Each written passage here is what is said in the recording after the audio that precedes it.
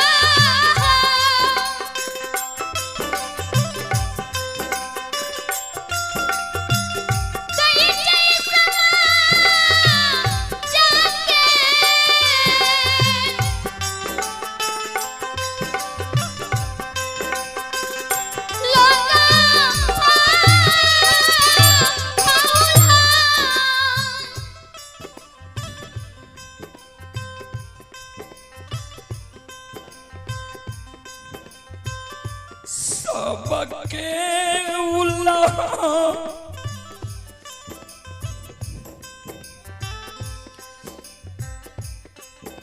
ऊपर आ गया जमीन में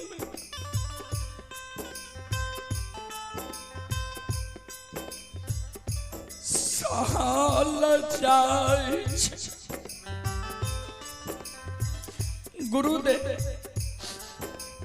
सबके उल्हान उपराग हम सह लै छियै आंगन में जे गोतनी बजनिया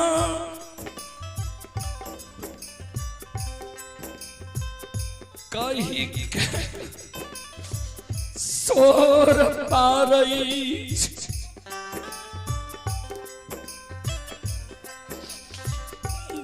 गोतनी के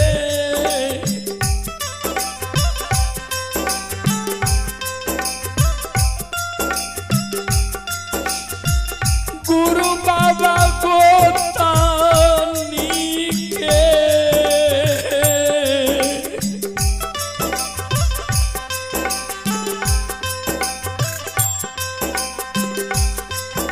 उल्लाहनमा से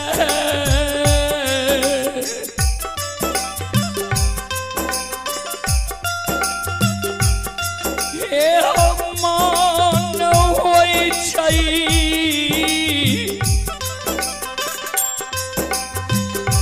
गुरु बाबा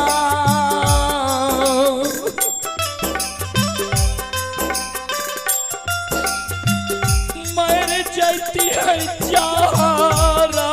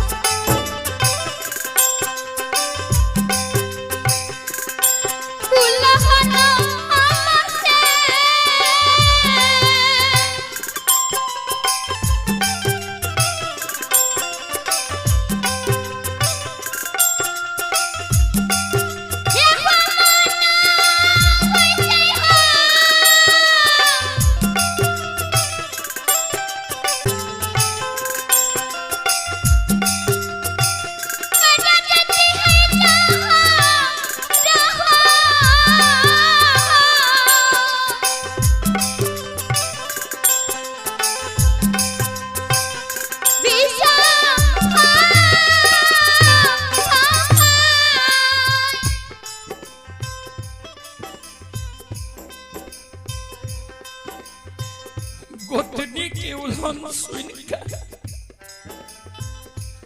मन होय छे जे चार बिस खा के मर जेती।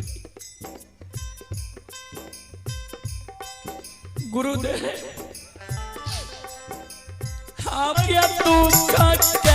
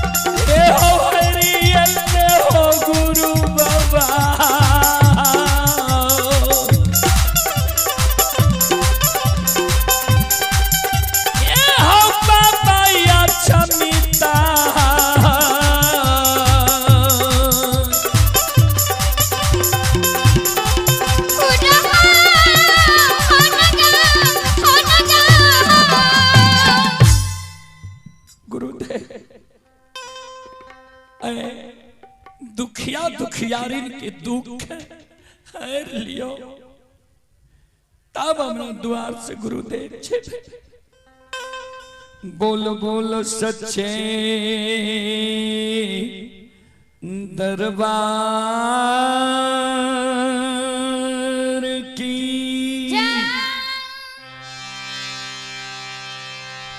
संत शिरोमणि श्रोता वृंदो, हमारी माँ बहन बाबू भैया सब चले पुरस्कार की ओर। स्रोत सज्जन मृन माँ बहन बाबू भैया आप हैं जय माँ भगवती ट्रेडर्स भवदेवा प्रोपराइटर अर्जु कुमार की ओर से 101 रुपए की पुरस्कार आए हैं। श्रद्धालु को बहुत बहुत धन्यवाद, लाख लाख शुक्रिया। और आप हैं महेश और उमेश और नीतीश कुमार, ग्राम आसनपुर कुपहा, टोल प्लाजा, महासेतु, जिला सुपौल। और ये श्रद्धालु अभी दिल्ली में यह कार्यक्रम लाइव देख रहे हैं। श्रद्धालु के ओर से 21 रुपए की पुरस्कार आए हैं। और आप हैं Abhimanyu Kumar Yadav, gram panchayat बेलवारा, ward number 14। Abhimanyu Kumar Yadav ji की ओर से श्रद्धा की साथ बड़ी उदार दिल से 111 रुपए की पुरस्कार आए हैं। श्रद्धालु को बहुत बहुत धन्यवाद, लाख लाख शुक्रिया। आप हैं सिंटू कुमार, ग्राम बेला, पेमो भरना, टोला पोस्ट मौजमपट्टी, थाना बरहरा कोठी, जिला पूर्णिया, वार्ड नंबर 14 के निवासी हैं। और ये श्रद्धालु अभी दिल्ली से यह कार्यक्रम लाइव देख रहे हैं। श्रद्धालु की ओर से 11 रुपए के पुरस्कार आए हैं। श्रद्धालु को बहुत बहुत धन्यवाद, लाख लाख शुक्रिया। आप हैं कैलाश पंडित कबीरा से, ये श्रद्धालु रवेन कुमार लोको पायलट हैं। ये श्रद्धालु की ओर से शानदार 51 रुपए की पुरस्कार ऑनलाइन फोन पे के द्वारा आए हैं। श्रद्धालु को बहुत बहुत धन्यवाद, लाख लाख शुक्रिया। आप हैं पांडव कुमार प्रियदर्शी, खजूर देवा के निवासी हैं। 101 रुपए की पुरस्कार आए हैं ऑनलाइन फोन पे के द्वारा। श्रद्धालु को बहुत बहुत धन्यवाद, लाख लाख शुक्रिया, बहुत बहुत साधुवाद। जय हो दानी श्रद्धालु की जय हो, उनकी समस्त परिवार की जय हो। आप हैं एमपी कुमार के ओर से 51 रुपए की पुरस्कार आए हैं। भगवान श्रद्धालु की मनोकामना को पूर्ण करे। मां सरस्वती परिवार में बाल बच्चे को सद्बुद्धि सद्ज्ञान दी, बाबा भोले भंडारी भंडार को भरे रखे। जय हो दानी श्रद्धालु की जय हो, उनके समस्त परिवार की जय हो। और ये परमानंद कुमार शर्मा भवदेवा फर्नीचर, ये काउंटर दिल्ली सीआर की ओर से 51 रुपए की पुरस्कार आए हैं। श्रद्धालु को बहुत बहुत धन्यवाद, लाख लाख शुक्रिया, बहुत बहुत साधुवाद। जय हो दानी श्रद्धालु की जय हो, उनके समस्त परिवार की जय हो। आप हैं राजदीप यादव, ग्राम पिपरा, पोस्ट भेलवा, थाना सलखुआ, जिला सहरसा। 51 रुपए की पुरस्कार आए हैं। श्रद्धालु को बहुत बहुत धन्यवाद। ये सुबोध कुमार, ये रांची से यह कार्यक्रम लाइव देख रहे हैं। 21 रुपए की पुरस्कार आए हैं। अमन कुमार की ओर से 21 रुपए की पुरस्कार आए हैं। नीतू कुमारी पिता श्रवण कुमार यादव कोपरिया की ओर से 51 रुपए की पुरस्कार आए हैं। और Mukesh DJ sound service Belwara, Mukesh DJ sound service Belwara ward number 14 की ओर से 51 रुपए की पुरस्कार आए हैं। ग्राम बैडी जिला सहरसा से सिंगर विकास बिहारी की ओर से 11 रुपए की पुरस्कार आए हैं। श्रद्धालु को बहुत बहुत धन्यवाद, बहुत बहुत साधुवाद। जय हो दानी श्रद्धालु की जय हो, उनके समस्त परिवार की जय हो। और तुलसी कुमार की ओर से 11 रुपए की पुरस्कार आए हैं। श्रद्धालु को बहुत बहुत धन्यवाद। लल्टू कुमार की ओर से 11 रुपए की पुरस्कार आए हैं। अमित कुमार की ओर से 21 रुपए की पुरस्कार आए हैं। श्रद्धालु को बहुत बहुत धन्यवाद, लाख लाख शुक्रिया। अरुण चौधरी ये लपटोलिया के निवासी हैं, 101 रुपए के पुरस्कार आए हैं। और हमारे विजय भाई साहब बेलवारा कोसी बांध की ओर से 71 रुपए की पुरस्कार आए हैं। श्रद्धालु को बहुत बहुत धन्यवाद, लाख लाख शुक्रिया। सुधीर कुमार की ओर से 71 रुपए की पुरस्कार आए हैं। आप हैं रामचंद्र भक्ता बाबा भवदेवा, श्री रामचंद्र भक्ता बाबा की ओर से शानदार 101 रुपए की पुरस्कार आए हैं। एक बार रामचंद्र भक्ता बाबा के नाम पर जोरदार ताली हो जाए। और श्री राम जानकी पब्लिक स्कूल भवदेवा की ओर से 151 रुपए की पुरस्कार आए हैं। प्रधानाचार्य हैं जितेंद्र कुमार, संचालक है सुमन कुमार। श्रद्धालु के नाम पर एक बार जोरदार ताली हो जाए। और आप हैं रामचंद्र सादा, राम प्रसाद सादा बेलवारा कोसी बांध की ओर से 51 रुपए की पुरस्कार आए हैं। श्रद्धालु को बहुत बहुत धन्यवाद। रंजीत चौधरी खजूरदेवा की ओर से 51 रुपए की पुरस्कार आए हैं। पांडव कुमार प्रियदर्शी युवा कमेटी खजूर देवा 101 रुपए की पुरस्कार आए हैं। यहाँ सब खजूर देवा लिख दे छिए, हम खजूर देवा कहे छिए, हम ही तो गलत नहीं कह दे छिए। आप हैं जय बाबा धर्मराज युवा कमेटी के अध्यक्ष श्री लालू पजियार बाबा। ये जय बाबा धर्मराज युवा कमेटी के अध्यक्ष हैं पजियार शिरोमणि श्री लालू बाबा। पजियार शिरोमणि की ओर से 151 रुपए की आशीर्वाद हमारे मंडली के लिए आए हैं। लालो बाबू की चरण कमलों में पूरे। आप हैं अमित कुमार आनंद के सुपुत्र व सुपुत्री सुशांत कुमार संगम, साक्षी प्रिया, जेके पायलो 21 रुपए की पुरस्कार आए हैं। श्रद्धालु को बहुत बहुत धन्यवाद, लाख लाख शुक्रिया, बहुत बहुत साधुवाद। पंकज यादव के सुपुत्र आदित्य कुमार खजूर देवा 21 रुपए की पुरस्कार आए हैं। श्रद्धालु को बहुत बहुत धन्यवाद, लाख लाख शुक्रिया, बहुत बहुत साधुवाद। जय हो दानी श्रद्धालु की जय हो, जय हो दानी श्रद्धालु की समस्त परिवार की जय हो। तोहर महिमा अपार,